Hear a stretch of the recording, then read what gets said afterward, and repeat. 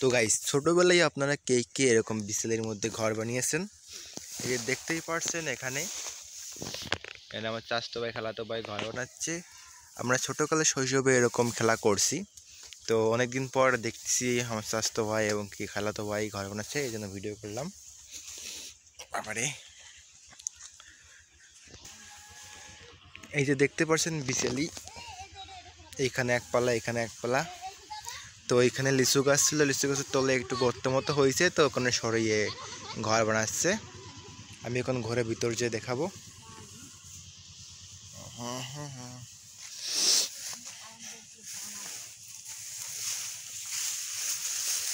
বাবারে,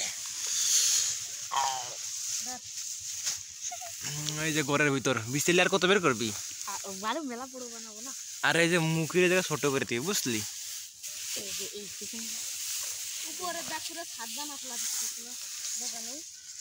মেলা কত তো কজন থাকা যাবে না? দুই তিনজন তো উপরে গেলে ভাঙিয়ে দেবেন, এর মাথায় রাখিস। আরে উপরে বিছালি বেশি দিব না নে, উপরে বেশি বিছালি দিলে তারা ভেঙে পড়বে। উপরে বেশি তো গাইস দেখতে পাচ্ছেন এখানে বিছালি দিয়া, আর গেটটা ছোট করে দিতে হবে বিছালি দিয়ে। গেটটা তো ছোটই করতেছি, ভি শেপের গেট। হ্যাঁ,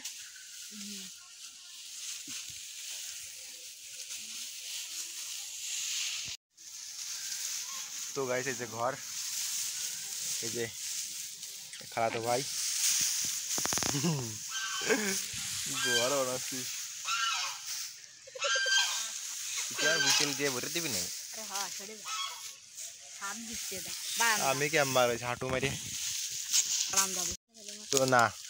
তো গাইস ঘরের ভিতরে আমি দেখাচ্ছি এখনটা।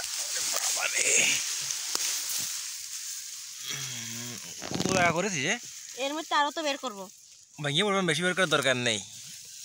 এইটা স্বাস্থ্য ভাই ঘর বানাচ্ছে বিছালির তলে। দাঁড়া দাঁড়া, আমি উঠিয়ে নি। এটা কেটে দিবেন না কথা কও? না, কথা কাও দিয়ে দেবো, বুঝতে পারলি? তো গাইস, তো শৈশবের খেলা আমি আবার অনেকদিন পর দেখলাম, এই জন্য মনে করলাম যে একটু ভিডিও করি, কারণ অনেকেই বানাতো, এখন বানায় না কেউ। তো ভিডিওটা ভালো লাগলে চ্যানেলটি সাবস্ক্রাইব করুন। বাই, টাটা, আল্লাহ হাফেজ।